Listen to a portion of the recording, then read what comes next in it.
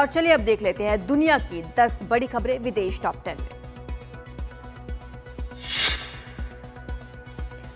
America ने Somalia में Islamic state के ठिकानों को निशाना बनाते हुए एयर स्ट्राइक की। अमेरिकी राष्ट्रपति डोनाल्ड ट्रंप के आदेश के बाद शनिवार को यूएस आर्मी ने एयर स्ट्राइक की। ट्रंप ने अपने सोशल मीडिया प्लेटफॉर्म ट्रुथ पर खुद इस एयर स्ट्राइक की जानकारी दी। रूस ने यूक्रेन पर फिर से हमला तेज कर दिया है। रूस ने यूक्रेन के शहरों पर रूसी ड्रोन और मिसाइलों से हमला किया। इस हमले में कम से कम 6 लोगों के मरने की खबर, कई लोग घायल हुए हैं। हमले की चपेट में आई एक 5 मंजिला इमारत से करीब 21 लोगों को बचाया गया, जो हमले के बाद आंशिक रूप से ढही थी।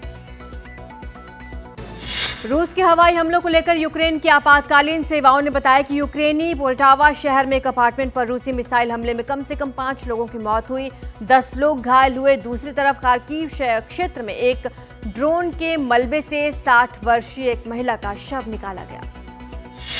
इजरायल हमास के बीच 1 फरवरी को गजा युद्ध विराम का चौथा विराम की शुरुआत हुई। युद्ध विराम के चौथे चरण के तहत हमास ने 2 इजरायली कैदियों को रिहा किया। दोनों को 7 अक्टूबर 2023 को इजरायल पर हमास के हमले के दौरान बंधक बनाया गया था। बदले में सैकड़ों फिलिस्तीनियों को भी रिहा किया जाना है। इजरायली बंधक ओफर काल्ड्रेन की रिहाई पर उनके परिवार में खुशी है और ओफर 15 महीने बाद अपने घर वापस लौटे हैं। उनके भाई ने इस मौके पर कहा कि वो इजरायली सरकार से आग्रह करते हैं कि सरकार सभी बंधकों की रिहाई सुनिश्चित करे, उन्हें जिंदा वापस लाए।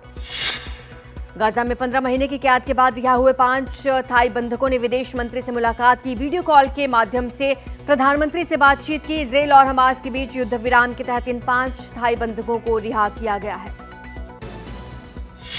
अरब देशों ने अमेरिकी राष्ट्रपति डोनाल्ड ट्रंप के उस सुझाव को खारिज कर दिया जिसमें फिलिस्तीनी लोगों को गजा से निकलकर मिस्र और जॉर्डन में जा बसने के लिए कहा गया था। मिस्र, सऊदी अरब, संयुक्त अरब अमीरात, कतर, फिलिस्तीनी प्राधिकार और अरब लीग ने संयुक्त बयान जारी कर ट्रंप के सुझाव को अस्वीकार करने का ऐलान किया।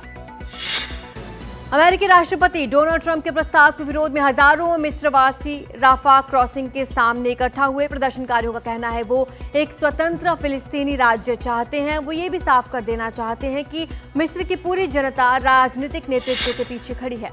व्हाइट हाउस के प्रेस सचिव ने CIA निदेशक जॉन रेडक्लिफ की प्रशंसा की। ये प्रशंसा उन्होंने जॉन के एक असेसमेंट को सार्वजनिक करने और जारी करने के लिए की, जिसमें ये बात कही गई कि कोरोना संभवतः एक प्रयोगशाला से उत्पन्न हुई थी। ये खोज चीन की वायरोलॉजी प्रयोगशालाओं के काम और स्थितियों के बारे में खुफिया जानकारी के ताज़ा विश्लेषण पर आधारित थी।